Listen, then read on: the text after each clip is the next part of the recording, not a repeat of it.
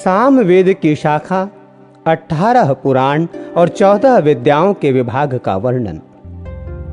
श्री पराशर जी बोले, हे मैत्रेय, जिस क्रम से व्यास जी के शिष्य जैमिनी ने सामदेव की शाखाओं का विभाग किया था वो मुझसे सुनो।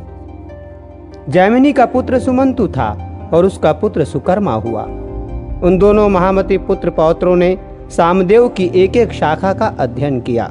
तदनंतर सुमंतु के पुत्र सुकर्मा ने अपनी सामवेद संहिता के 1,000 शाखा भेद किए और हे द्विजोत्तम, उन्हें उसके कौशल्य, हिरण्यनाभ तथा पौशिंजी नामक 2 महाव्रती शिष्यों ने ग्रहण किया। हिरण्यनाभ के 500 शिष्य थे जो उदिच्य सामग कहलाए। इसी प्रकार जिन अन्य द्विजोत्तमों ने इतनी ही संहिताएं हिरण्यनाभ से और ग्रहण की, उन्हें पंडित जन प्राच्य सामग कहते हैं। पौष्पिसिज्ज के शिष्य लोकाक्षी, नौधमी, कक्षिवान और लांगली थे। उनके शिष्य प्रशिष्यों ने अपनी अपनी संहिताओं के विभाग करके उन्हें बहुत बढ़ा दिया। महामुनि कृति नामक हिरण्यनाभ के एक और शिष्य ने अपने शिष्यों को सामवेद की 24 संहिताएं पढ़ाई। फिर उन्होंने भी इस सामवेद का शाखाओं द्वारा खूब विस्तार किया। अब मैं अथर्ववेद की संहिताओं के समुच्चय का वर्णन करता हूँ। अथर्ववेद को सर्वप्रथम अमित तेजोमय सुमंतु मुनि ने अपने शिष्य कबंध को पढ़ाया था। फिर कबंध ने उसके 2 भाग कर उन्हें देवदर्श और पथ्य नामक अपने शिष्यों को दिया। हे द्विजसत्तम, देवदर्श के शिष्य मेघ, ब्रह्मबली, शौकाल्ययनी और पिप्पल थे।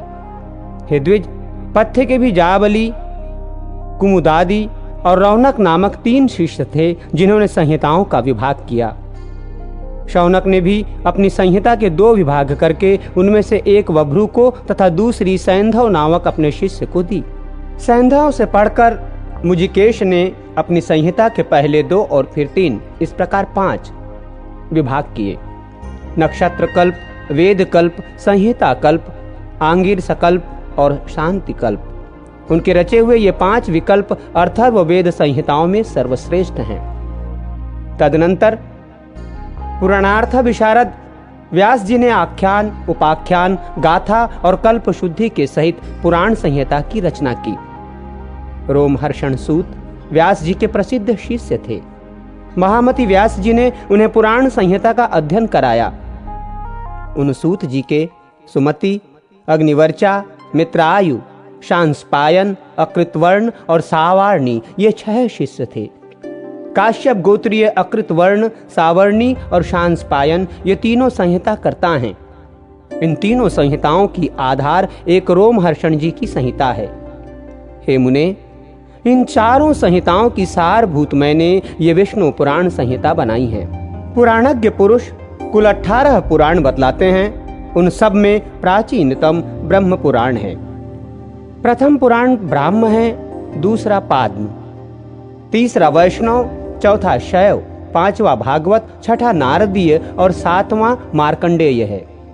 इसी प्रकार 8वां आग्नेय, 9वां भविष्यत, 10वां ब्रह्म वैवर्त और 11वां पुराण लैंग कहा जाता है तथा 12वां वाराह, 13वां स्कांद, 14वां वामन, 15वां कौर्य तथा इसके पश्चात मात्स्य, गारुड़ और ब्रह्मांड पुराण है। हे महामुने, ये ही 18 महापुराण हैं। इनके अतिरिक्त मुनिजनों ने और भी अनेक उपपुराण बतलाए हैं। इन सभी में सृष्टि, प्रलय, देवका आदिकों के वंश, मनवंतर और भिन्न भिन्न राजवंशों के चरित्रों का वर्णन किया गया है। हे मैत्रेय, जिस पुराण को मैं तुम्हें सुना रहा हूँ वो पाद्म पुराण के अनंतर कहा हुआ वैष्णव नामक महापुराण है। हे साधु श्रेष्ठ, इसके सर्ग, प्रतिसर्ग, वंश और मनवंतरादि का वर्णन करते हुए सर्वत्र केवल विष्णु भगवान का ही वर्णन किया गया है। 6 वेदांग, 4 वेद, मीमांसा, न्याय, पुराण और धर्मशास्त्र, ये ही 14 विद्याएं हैं। इन्हीं में आयुर्वेद, धनुर्वेद और गांधर्व, इन तीनों को तथा चौथे अर्थशास्त्र को मिला लेने से कुल 18 विद्या हो जाती हैं। ऋषियों के 3 भेद हैं।